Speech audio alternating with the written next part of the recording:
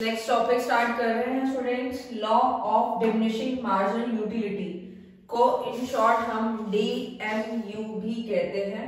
Diminishing D, marginal M, utility U।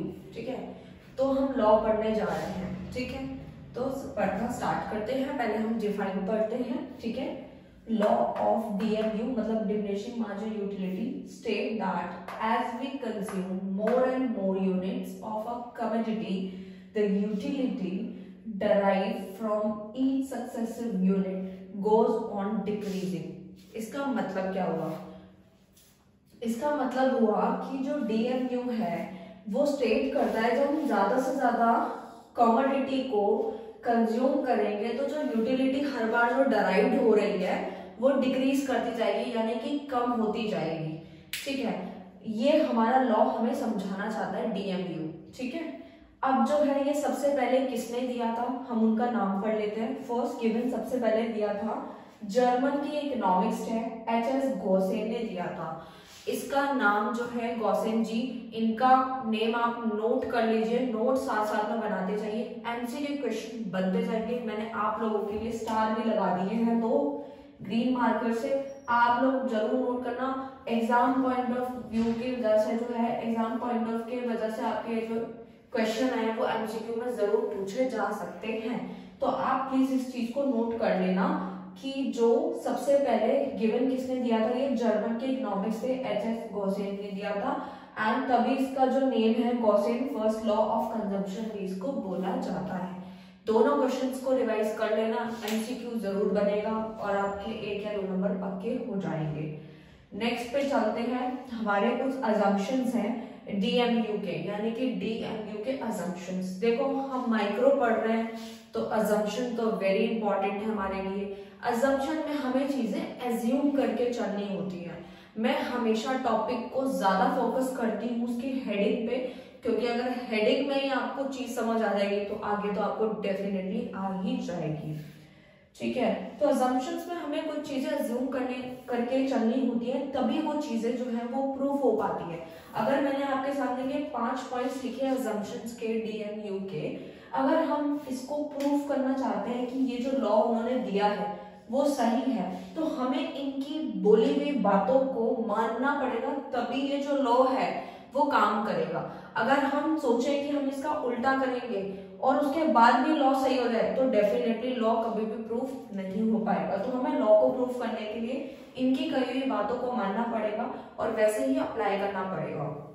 देखो दोबारा से मैं आपको बता दूं, हम जो चैप्टर के अंदर जो है बेसिकली कंज्यूमर इक्विलिब्रियम के बारे में ही पढ़ने जा रहे हैं कि कैसे एक पर्सन है वो यूटिलिटी करता है। अभी हमने टॉपिक समझा कि कैसे वो अपनी यूटिलिटी डराइव करता है, कैसे कंजम्पशन, कैसे प्रोडक्शन, ये सारी चीजें हम लोग इसके अंदर देख रहे हैं। तो DMU यानी कि कैसे उसकी जो यूटिलिटी है वो डिक्रीज होती जाएगी, कम होती जाएगी, अगर हम ये लॉ को समझ लें तो। कैसे? पहला तो है कार्डिनल मेजरमेंट यूटिलिटी। इसको अभी मैंने आपको थोड़ी देर पहले बताया था, कार्डिनल का मतलब होता है नंबर में जब रिप्रेजेंट करें चीजें, यानी कि कार्डिनल मेजरमेंट यूटिलिटी का मतलब है उसको नंबर में रिप्रेजेंट करना होगा। ये लॉ जो है वो सबसे पहले इंफॉर्मेशन यही दे रहा है हमें। दूसरी चीज क्या है, कंटिन्यूअस कंजम्पशन होना चाहिए। कंटिन्यूअस कंजम्पशन कैसे होना चाहिए, जब भी आप कोई चीज कंज्यूम करते हो, सपोज आपने आइसक्रीम खा ली, चॉकलेट खा ली, कोई सा भी एग्जांपल ले सकते हो, आप उसको कंज्यूम करो, दैट मीन कंजम्पशन हो रहा है। तो कंटिन्यूअस कंजम्पशन होना चाहिए। जैसे कि मैंने आपको इन शॉर्ट आप लोगों के लिए यहाँ पे लिखा है ब्रैकेट में, मॉर्निंग एंड इवनिंग का लिखा है आप लोगों के लिए। तो जो मॉर्निंग है, मॉर्निंग और इवनिंग से क्या मतलब है आप लोग नोट कर लीजिएगा और स्क्रीनशॉट भी ले लीजिएगा। बुकिश 9 तो मैंने ये वाले पॉइंट्स लिखे, बाकी ये आप लोगों के लिए शॉर्ट में लिखा है ताकि आपको शॉर्ट में ही पढ़ के समझ आ जाए। ठीक है, जैसे कि सपोज आपने आइसक्रीम खाई, सुबह में आइसक्रीम खाई है, ठीक है, उसके बाद जो है आपने सुबह के बाद जो शाम को खाई, फिर अगले दिन खाई, ऐसा कंजम्पशन नहीं करना। अगर आप ऐसा कंजम्पशन करोगे तो आपकी जो यूटिलिटी जो डराइव हो रही है वो कम नहीं हो पाएगी। ठीक है, इसी वजह से उन्होंने बताया है कि आपको कंटिन्यूअस कंजम्पशन करना है, मतलब एक ही टाइम पे एक खाई, फिर उसके बाद दूसरी, फिर तीसरी, मतलब कंटिन्यूअस खानी है। ये नहीं कि आपने अभी खाई उसके बाद सीधा शाम को या 2 दिन बाद, ऐसा नहीं होना चाहिए, तभी ये लॉ प्रूफ हो पाएगा। थर्ड वाला है no change in quality. Quality में भी कोई चेंज नहीं आना चाहिए। जैसे कि यहाँ मैंने लिखा है आइसक्रीम, आइसक्रीम वैसे तो बहुत टाइप्स की आती है, संडे, वनीला, बहुत सारी होती है। मैंने यहाँ पे एग्जांपल दिया है। सपोज आपने पहले एक आइसक्रीम खाई, फर्स्ट आइसक्रीम खाई बिना फ्रूट एंड नट के, ठीक है, एंड दूसरी वाली आपने आइसक्रीम जो खाई है वो नट्स एंड टॉपिंग वाली खा ली, तो नहीं, आपकी जो क्वालिटी है वो बिल्कुल सेम होनी चाहिए। यानी अगर आपने पहली वाली ice cream without nut and topping वाली खाई है तो दूसरी तीसरी भी वही होनी चाहिए, यानी क्वालिटी में चेंज नहीं आनी चाहिए। ऐसा क्यों नहीं होना चाहिए? अगर आप क्वालिटी चेंज करेंगे तो आपको जाहिर सी बात है दूसरी वाली जो आप नट्स एंड टॉपिंग्स वाले खाएंगे उसके अंदर आपको सेटिस्फेक्शन ज्यादा मिलेगा, यानी कि वो लॉ जो है वो काम ही नहीं करेगा इसके अंदर, क्योंकि हमने अपनी क्वालिटी को चेंज नहीं करना, क्वालिटी बिल्कुल सेम रहनी चाहिए। यानी अगर आप 5 स्टार खा रहे हैं तो 5 स्टार ही सेम ही होना चाहिए, यानी कि आपने नट्स एंड टॉपिंग वाली दूसरी देख ली, वो नहीं होना चाहिए। कोई भी एग्जांपल ले सकते हैं, मैंने तो आप लोगों के लिए आइसक्रीम का लिया था, आप चॉकलेट वगैरह का भी ले सकते हैं, पेस्ट्री ले, कुछ भी ले लीजिए जो आपको पसंद हो स्टूडेंट, ठीक है। ये सिर्फ अगर आपको लॉ प्रूफ करना है और आप खुद पे भी अप्लाई करके देखना, तो ये लॉ तभी प्रूफ हो पाएगा जब आपको ये सारी चीजें आप करके देखेंगे। तो फोर्थ वाला है कि कंजम्पशन ऑफ रीजनेबल क्वांटिटी, यानी कि रीजनेबल क्वांटिटी होनी चाहिए, यानी कि इन्होंने बताया हमें कि लॉ प्रूफ करने के लिए जो क्वांटिटी है वो आपकी रीजनेबल होनी चाहिए। जैसे कि मैंने आपको इन शॉर्ट आपके लिए लिखा है, ग्लास पे टिक लगा है, स्पून पे क्रॉस लगा है। जैसे कि अगर आपने अभी आपको बहुत प्यास लगी है और आपने एक गिलास पानी पी लिया, उसके बाद जो है थोड़ी देर बाद आपको प्यास लग रही है तो आप चम्मच से पानी पी रहे हैं, ऐसा तो कभी नहीं होगा, ठीक है। आपकी अगर किसी और को प्यास लगी है तो उसकी जो प्यास है वो चम्मच से तो नहीं मिटेगी, ठीक है। दैट मीन्स वो ग्लास से ही पानी, मतलब आपकी जो क्वांटिटी है वो रीजनेबल होनी चाहिए, क्योंकि अगर आपको प्यास बुझानी है, अगर गर्मियों का मौसम है, अगर आपको प्यास बुझानी है तो आप चम्मच से थोड़ी ना पानी पियेंगे, आप ग्लास से पियेंगे। दैट मीन्स आपको ये चीज समझनी है कि क्वांटिटी रीजनेबल होनी चाहिए। ऐसा नहीं है कि आप चम्मच से पानी पी रहे हैं उसके बाद इस लॉ को प्रूफ करने चले हैं, तो ऐसा नहीं होगा। फिफ्थ वन और लास्ट है, जल्दी से देख लेते हैं, monetary measurement of utility. Utility को हम मॉनिटरी की टर्म्स में, जो मॉनिटर मतलब मॉनिटरी का मतलब होता है मनी के टर्म्स में, मैंने आप लोगों को इन शॉर्ट में लिखा है, मनी के टर्म्स में उसको जो है हम लेके चलते हैं, तो ये हमारा जो प्रूफ है, मतलब जो अजम्पशन है वो हमारी प्रूफ हो जाएगी। तो मैंने आई होप आपको क्लियर हो गया होगा, पूरा टॉपिक समझा दिया। नेक्स्ट टॉपिक थोड़ी देर में देखते हैं। Hello friends, welcome to my channel Nanak education point. I am Hina Takkar, मैं क्लास 11th माइक्रो इकोनॉमिक्स के लिए वीडियोस बना रही हूँ। अगर आपने पिछली वीडियोस नहीं देखी स्टूडेंट्स को जाके देख लीजिए, क्योंकि उसके ये जो आगे के टॉपिक्स है वो आपको तभी समझ में आएंगे जब आप पुरानी वीडियोस देख लेंगे। और साथ में आगे का टॉपिक जो है वो स्टार्ट करते हैं, तो स्टार्ट करते हैं। कंज्यूमर इक्विलिब्रियम का मैं ऑलरेडी मीनिंग आपको पिछली वीडियोस में समझा चुकी हूँ, अगर आपने वो नहीं देखी तो देख लेना। और इसका आगे का टॉपिक में इक्विलिब्रियम का मीनिंग मैं दोबारा से मैंने यहाँ पे लिख दिया आप लोगों के लिए। Equilibrium means a position of no change, यानी कि इक्विलिब्रियम एक ऐसी सिचुएशन होती है जिसके अंदर आप कुछ भी चेंज नहीं करना चाहते। आप सोचेंगे क्या चेंज नहीं करना चाहते जी? कंजम्पशन लेवल चेंज नहीं करना चाहते। क्यों नहीं करना चाहते? जब उसमें हमें ज्यादा से ज्यादा मैक्सिमम बेनिफिट मिलेगा और मैक्सिमम सेटिस्फैक्शन हमें मिलेगा। मैंने आप लोगों के लिए ब्रैकेट में इन शॉर्ट लिखा है ताकि जिसको बुकिश लाइन याद नहीं होती वो शॉर्ट जो है ये टर्म याद भी रख सकता है और एग्जाम में इसको खुद बना के भी लिख सकता है, ठीक है। और तो मतलब ऐसी सिचुएशन है जिसके अंदर कंज्यूमर को ज्यादा से ज्यादा बेनिफिट और सेटिस्फैक्शन मिलेगा तो वो अपना कंजम्पशन लेवल चेंज करना ही नहीं चाहेगा, ठीक है। तो ये चीज हमने पढ़ ली है शॉर्ट में। अब बुकिश लाइन जो लिखी थी वो मैंने आप लोगों के लिए लिख दी है, इसको हम समझाएंगे। Consumer equilibrium refers to the situation when a consumer is having maximum satisfaction with limited income and has no tendency to change his way of existing expenditure।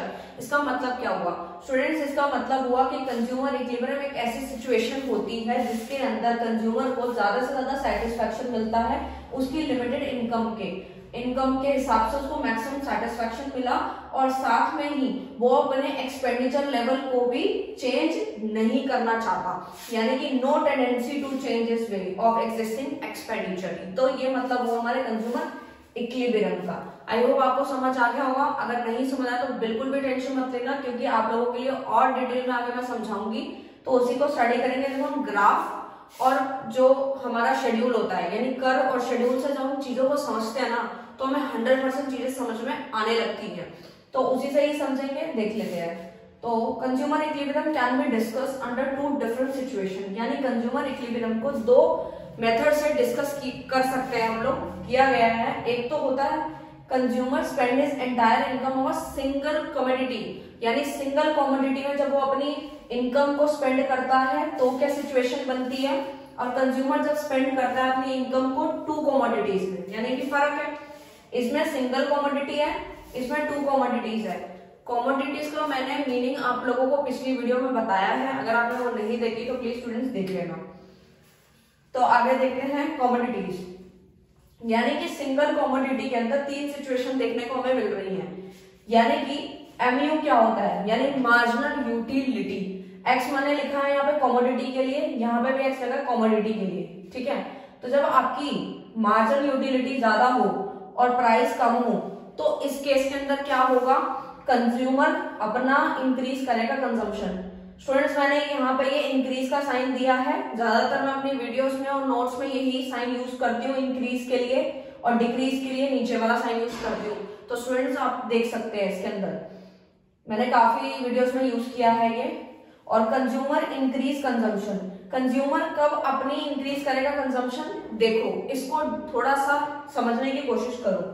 जब आपकी मार्जिनल यूटिलिटी जो है वो ज्यादा होगी, यानी कि आपकी एडिशनल यूटिलिटी, यानी आप एमयू पहले ऑलरेडी पढ़ चुके हैं, अगर आपने एमयू का टॉपिक नहीं पढ़ा तो स्टूडेंट पहले वही ही पढ़ लेना वीडियो, तो आपको क्लियर हो जाएगा। मार्जिनल यूटिलिटी मतलब होता है जो एडिशनल यूटिलिटी जो हमारे को जो है कंजम्पशन देती है, मतलब एक्स्ट्रा एडिशनल यूटिलिटी जो होती है वो हमारी मार्जिनल यूटिलिटी होती है। तो एमयू अगर ज्यादा है और प्राइस कम है तो कंज्यूमर क्या करेगा, ज्यादा कंजम्पशन करेगा, तभी यहाँ पे मैंने लिखा है कंज्यूमर इंक्रीज कंजम्पशन, ठीक है। सेकेंड सिचुएशन में है एमयू या एक्स एंड पी एक्स, यानी कि मार्जिनल यूटिलिटी बराबर है प्राइस के, भाई डेफिनेटली जितनी आपको एडिशनल यूटिलिटी मिल रही है और उतना ही प्राइस है, तो उस वो दोनों केस के अंदर आप एमयू और पीएक्स दोनों बराबर है। जब दोनों ही इक्वल है तो उसी सिचुएशन को हम इक्विलिब्रियम कहते हैं। इसको आप इक्वल से भी याद रख सकते हैं, ऐसा पॉइंट जहां पे दोनों चीजें बराबर हो जाए। तो आपको अगर एग्जाम में याद ना आए तो आप इक्वल से भी याद रख सकते हैं। देखो इक्विलिब्रियम यानी ई क्यू यू, ठीक है, तो इससे भी आप याद रख सकते हैं, ये इक्वल को डिनोट कर रहा है, यानी कि MU x and P x बराबर है, ठीक है। क्लियर हो गया होगा आप लोगों को। नाउ थर्ड पॉइंट देखते हैं, एमयू एक्स जो है और पी एक्स, यानी इस केस में पी एक्स जो है हमारे प्राइस ज्यादा है, यानी कि साइन जो है वो पी एक्स की तरफ है। काफी सारे स्टूडेंट जो है साइन को लेके ग्रेटर देन और लेस देन को लेके बहुत कंफ्यूज रहते हैं, तो बिल्कुल भी कंफ्यूज मत होना। देखो एमयू की तरफ साइन है, दैट मीन्स एमयू ज्यादा है, इसमें पीएक्स की तरफ साइन है तो दैट मीन्स पीएक्स जो है वो हमारा ज्यादा है। ये शॉर्ट ट्रिक आप लोगों के लिए बताई है मैंने, यानी कि जब हमारा प्राइस ज्यादा है और हमें उस हिसाब से एडिशनल यूटिलिटी जो है वो नहीं मिल पा रही, तो हम क्या करेंगे, अपना कंजम्पशन को कम कर देंगे, क्यों हम फालतू का खर्चा करेंगे। तो सेम वही कंज्यूमर ने अपने कंजम्पशन को कम कर दिया क्योंकि प्राइस हमारा ज्यादा लग रहा था और एडिशनल यूटिलिटी उस हिसाब से मिल नहीं रही थी, तो इसलिए हमने अपने कंजम्पशन को। गाइस अगला टॉपिक स्टार्ट कर रहे हैं, तो देखते हैं। मैंने आप लोगों को अभी बताया था कि जो हमारा एमयू है और पीएक्स है, यानी कंज्यूमर इक्विलिब्रियम का एमयू एक्स कमोडिटी यानी MO X commodity and price commodity के बारे में हमने पढ़ा था। लेकिन अगर आपको वो चीज समझ नहीं आई है तो फिर से मैंने बता दूं आपको, आपके लिए शेड्यूल एंड ग्राफ दोनों बनाए हैं। फिर वो जो कंक्लूजन आपको समझाया था मैंने, जो 3 टर्म समझाई थी, उसको भी आप पूरा ग्राफ से लेके शेड्यूल तक पूरा समझाऊंगी मैं, तो देखना कि कैसे जो है इक्विलिब्रियम होता है, किस पॉइंट पे होता है। तो स्टार्ट कर रहे हैं।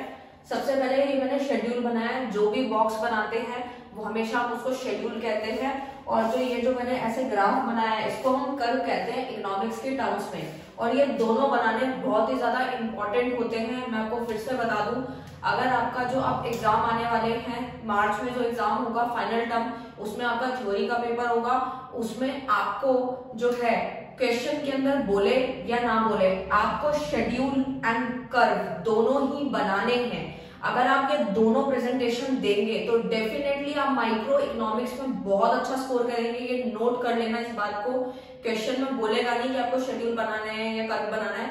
आप पहले चीजों को डिफाइन कीजिए, मैं आपको वो पैटर्न में बता दूंगी कि कैसे इकोनॉमिक्स का पेपर आपको अटेम्प्ट करना है। बट हमेशा याद रखो, माइक्रो इकोनॉमिक्स का अगर पेपर दे रहे हो तो डेफिनेटली उसके अंदर शेड्यूल एंड कर्व जरूर बनाना, इससे प्रेजेंटेशन बहुत अच्छी लगेगी और एग्जामिनर भी खुश हो जाएगा और आपको मार्क्स भी बहुत ही अच्छे मिलेंगे।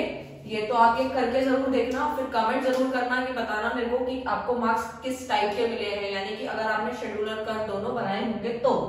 अब हम स्टार्ट करते हैं। मैंने आप लोगों को शेड्यूल यहाँ बनाया है, उसके बाद हम ग्राफ डिस्कस करेंगे, उसके बाद कंज्यूमर इक्विलिब्रियम को पॉइंट को समझेंगे कि कहाँ पे ग्राफ जो है वो बन रहा है। तो देखते हैं, यूनिट ऑफ एक्स दिया है पहले मैंने, फिर प्राइस यानी पीएक्स कमोडिटी जो कि रुपीस में दी हुई है, एमयू जो है वो यूटिल्स में दिया है, क्योंकि यूटिलिटी को मेजर करने की जो टर्म होती है वो यूटिल्स होती है, ये मैंने आपको पिछली वीडियो में बताया था। ठीक है, तो एमयू रुपीस में दिया हुआ था, लेकिन यहाँ पर प्राइस रुपीस में है और मार्जिनल यूटिलिटी यूटिल्स में है, तो दोनों को कंपेयर करना मुश्किल हो रहा था, इसीलिए यहाँ पर जो है मार्जिनल यूटिलिटी को मैं रुपीस में चेंज कर दूंगी, तो दोनों को कंपैरिजन करना मेरे लिए बहुत इजी हो जाएगा, इसलिए ये कॉलम बनाया गया है। उसके बाद डिफरेंस है, किसका डिफरेंस है, MUX commodity and PX commodity, इन दोनों के डिफरेंसेस को हम जो है देखेंगे, यानी माइनस करेंगे, डिफरेंस जहां था आप माइनस करते हैं। रिमार्क्स देखेंगे, जो चीज मैंने आपको अभी समझाई थी कि कंजम्पशन लेवल कब बढ़ाएगा, कब वो कम करेगा। अब ये जो है शेड्यूल समझने को आपको क्लियर होगा कि कब बढ़ाएगा और कब कम करेगा। तो इस टॉपिक को बहुत ही ध्यान से समझना, क्योंकि ये जो बुक में लिखा हुआ है वही मैंने आप लोगों के यहाँ लिखा है, और इन शॉर्ट भी आप लोगों को लिए हमेशा मैं बताती हूँ, पहले बुकिश लाइन बताती हूँ, फिर शॉर्ट बताऊंगी। कॉपी पेन लेकर बैठना, स्क्रीनशॉट लेना चाहो तो वो भी ले सकते हो, और ये टॉपिक को प्लीज ध्यान से समझना, क्योंकि काफी सारे स्टूडेंट जो है इसमें कंफ्यूज हो जाते हैं, और वो भी मैं आपको बता दूंगी कहाँ पे होते हैं, और उसका सोल्यूशन भी कर दूंगी मैं, कि आप फिर कंफ्यूज कभी भी होंगे इस टॉपिक में। तो ये सारा मैंने बता दिया आपको। हेडिंग्स अब स्टार्ट कर रहे हैं। यूनिट ऑफ एक्स जो है 1 2 3 4 5 6 ये हमारी यूनिट्स दी हुई थी एक्स की। प्राइस हमारा सेम ही है, 10 रुपए 10 रुपए 10 रुपए ही है। प्राइस मार्जिनल यूटिलिटी जो है वो यूटिल्स में दी है जी, कैसे 20 16 10 4 0 -6 ऑलरेडी गिवन थी। अब जो हमें 3 कॉलम देखने हैं जी, कौन से वाले देखने हैं, मार्जिनल यूटिलिटी रुपीस में बदलेंगे। कैसे बदलेंगे, हमने ऊपर यहाँ मान लिया है कि जो 1 यूटिल्स है वो इक्वल टू है 1 रुपी के, यानी 1 रुपी के। जैसे ही वो 1 रुपी के इक्वल हो जाएगा तो जो है हम बाकी के भी कंपैरिजन करना हमें मार्जिनल यूटिलिटी का इजी हो जाएगा। तो इसीलिए हमने 1 यूटिलिटी को 1 रुपी माना है, तो हम 1 से डिवाइड करते जाएंगे एमयू को, तो वो रुपीज में कन्वर्ट होती जाएगी। 20 डिवाइडेड बाय 1 20, 16 को डिवाइड किया 1 से 16, 10 को डिवाइड किया 1 से 10, 4 को डिवाइड किया 1 से 4, ऐसे हम निकाल लेंगे तो मार्जिनल यूटिलिटी जो है रुपीस में आ जाएगी, यानी MUX कमोडिटी आ जाएगी। उसके बाद डिफरेंस कैसे देखेंगे, डिफरेंस देखने के लिए हमें MUX और PX का माइनस करना है। MUX यानी ये वाला कॉलम और PX यानी कि ये वाला कॉलम, इन दोनों को जो है माइनस करते जाएंगे, तो you can find out the difference between MUX and PX। तो आप देख लोगे यहाँ पे कैसे निकाला है, 20 minus 10 10, 16 minus 10 6, 10 minus 10 कर दिया 0। ऐसे ही हमें डिफरेंस MUX एंड PX का निकल जाएगा, बहुत सिंपल है, दोनों कॉलम को ध्यान से देख के आप कर लीजिएगा। उसके बाद रिमार्क्स है, जो चीज मैंने आपको अभी समझाई थी उस चीज को मैंने अब शेड्यूल के साथ में लिखा है, और ये बताने की कोशिश करिए कि जो MUX है और PX है वो कहाँ पे कंजम्पशन बढ़ता है, कहाँ पे कम होता है, वो हम देख रहे हैं। तो देख रहे हैं रिमार्क्स में MUX ज्यादा है, फिर से साइन किसकी साइड है, MU की तरफ है, और PX की साइड नहीं है, तो कंफ्यूज मत होना, ये मैंने आपको बता दिया है, इस पर ध्यान देना कि जब MUX जो है ज्यादा हो, किससे, प्राइस से ज्यादा हो, तो कंजम्पशन लेवल बढ़ जाता है। कंजम्पशन लेवल बढ़ाएंगे, क्यों बढ़ाएंगे भाई, प्राइस तो कम है, लेकिन कंजम्पशन लेवल जो हमारा जो मार्जिनल यूटिलिटी है वो हम बढ़ा रहे हैं, यानी कि MU ज्यादा PX कम। देख लेते हैं कैसे कम है। MUX दैट मीन्स ये वाला कॉलम 20 और ये 10, यानी प्राइस कम MUX ज्यादा, तो कंजम्पशन बढ़ाएंगे। ठीक है, अब दूसरी स्टेज आती है हमारी, उसके बाद हमने सारे कॉलम निकाल लिए। MUX बराबर है PX के, वो सिचुएशन कब होती है, जब हमारा MUX और PX दोनों ही बराबर हो जाए, यानी हमारा 10 10, यानी कि ये वाला, ये दोनों ही 10 10 है, तो मतलब ये वाली जो सिचुएशन होती है इक्वल वाली, बराबर वाली, उसे हम इक्विलिब्रियम कहते हैं, कंज्यूमर इक्विलिब्रियम, जहां पे MUX is equal to PX होता है, उसे हम कंज्यूमर इक्विलिब्रियम कहते हैं। इक्वी से भी, इक्वल से भी आप याद रख सकते हैं, भूलना मत। MCQ क्वेश्चन भी बनता है इस पे कि कौन सी सिचुएशन है जिसमें इक्विलिब्रियम जो है वो बनता है, तो MUX is equal to PX, बहुत ही सिंपल, इक्वल टू इक्विलिब्रियम। ठीक है, क्लियर है। नेक्स्ट पे आ जाते हैं, अदर कमोडिटीज को देखते हैं। MUX कम है, किससे कम है? प्राइस से कम है, यानी प्राइस ज्यादा है। अब देखते हैं कैसे ज्यादा है। प्राइस 10 रुपए और MU हमारा 0, प्राइस 10 रुपए, MUX -6, बिल्कुल ही नेगेटिव में चला गया। जी नेगेटिव में चला गया तो बहुत ज्यादा काम खराब हो जाएगा, तो यानी कंजम्पशन हम कम कर देंगे, क्योंकि प्राइस तो हमारा ज्यादा है और एडिशनल यूटिलिटी कुछ मिल नहीं रही, तो हम कंजम्पशन को क्या करेंगे? कम कर देंगे। हमने समझा था, ये जो टॉपिक तो आपको समझ आ गए होंगे। अब इसी को हम ग्राफ पे समझते हैं, फिर उसका कंक्लूजन देखेंगे। ग्राफ पे मैंने यहाँ पे जो इसी शेड्यूल को जो है ग्राफ पे बनाया है, MUX का बनाया है, तो कंफ्यूज मत होना। MUX कमोडिटी का ग्राफ बनाया है मैंने, और यहाँ पे Y एक्सिस पे मैंने 4 का टेबल लिया है। ठीक है, तो आपको अगर भी आप अगर अपनी मर्जी से शेड्यूल बनाएंगे तो उसके अकॉर्डिंग देख लीजिएगा, कितने का गैप है उतना जो है Y एक्सिस पे ले लीजिएगा। और मैंने यूनिट ऑफ एक्स के अकॉर्डिंगली यहाँ पे जो लिया है कमोडिटी का, वो 1 to 6 लिया है, क्योंकि 1 to 6 ही दिया था शेड्यूल में। एक तो एक्स्ट्रा बनाना चाहे तो आपकी मर्जी है, बना सकते हैं। मैंने 1 to 6 बना दिया है, और साथ में मैंने यहाँ पे जो है Y एक्सिस पे जो है MUX ऑफ कमोडिटी बना दिया है, प्लॉट कर दिया। ठीक है, प्लॉट करना मैंने आपको पिछली वीडियो में भी समझाया था, ये वाला टॉपिक नहीं था वो, लेकिन ग्राफ बनाना जरूर बता दें कि कैसे प्लॉट किया जाता है, बहुत ही सिंपल होता है। और कंज्यूमर इक्विलिब्रियम का पॉइंट जो हम देख लेते हैं, कौन सा पॉइंट है जिसपे बराबर है, यानी वो थर्ड वाले पॉइंट को मैंने ग्रीन मार्कर से जो है मार्क करा हुआ है, यानी कि ये वाला जिसमें प्राइस और MUX बराबर था, यही वाला पॉइंट है वो। यानी कि 8 और 12 के बीच में 10 है, ये वाला पॉइंट 3 पॉइंट पे ये मिल रहा है, दैट मीन्स ये कंज्यूमर इक्विलिब्रियम पॉइंट हुआ। MUX बराबर है PX के, तो वो इक्विलिब्रियम पॉइंट है जो कि हमने ग्राफ में दिखाया है, मार्क भी कर दिया है, तो आप ये समझ चुके होंगे। लेकिन एक चीज और मैंने यहाँ बताई है, क्योंकि ये MUX का जो स्लोप है वो आ रहा है डाउनवर्ड को जा रहा है, नीचे की तरफ आ रहा है, तो MUX जो है वो 0 हो रहा है। आपको दिख भी रहा होगा MUX 0 है, ये रहा जो मैंने अभी मार्क भी किया था, तो 0 है। तो 0 होते ही, जैसे ही जहां पे वो 0 हो रहा है, दैट मीन्स उस पॉइंट को हम बोलेंगे पॉइंट ऑफ सैटिटी। कौन से पॉइंट आप सोचेंगे, मैम आप तो हमें ये बता रहे हैं कि 0 पे होता है, 0 पे MUX 0 है, तो डेफिनेटली स्टूडेंट 0 पे किस पे है? 5 पे, तो 0 5 ये रहा, तो पॉइंट ऑफ सैटिटी कौन सा हुआ? यही वाला हुआ, तो 0 हो गया। ठीक है, तो उसे हम पॉइंट ऑफ सैटिटी भी कहते हैं। मैंने पिछली वीडियो में भी बताया था पॉइंट ऑफ सैटिटी क्या होता है, जहां पे मार्जिनल यूटिलिटी 0 हो जाती है। फिर से रिवाइज कर लेते हैं, मार्जिनल यूटिलिटी 0 होती है, उस पॉइंट को हम पॉइंट ऑफ सैटिटी कहते हैं। MCQ बन गया, जरूर पूछा जाएगा MCQ में, तो याद रखना, नोट्स बनाते रहना। ठीक है, ये चीज बता दी। अब इसका कंक्लूजन देख लेते हैं सारा। MUX कर्व स्लोप डाउनवर्ड्स, ये नीचे की तरफ आ रहा है तो डाउनवर्ड ही तो होगा, बहुत ही सिंपल। नेक्स्ट E पॉइंट को मैं सर्कल कर देती हूँ, जो मेरा इक्विलिब्रियम था जहां पे ये दोनों बराबर होते हैं। When we come 3 units of commodity X, because at the point of MUX is equal to PX, वही वाला पॉइंट जो मैंने आपको अभी क्लियर किया था। नेक्स्ट लास्ट बचा है ये दोनों सिंगल कमोडिटी का, तो फटाफट से खत्म कर लेते हैं।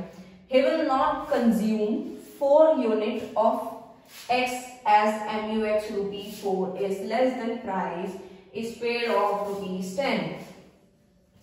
यहाँ पे सबसे ज्यादा कंफ्यूजन बच्चों को होती है।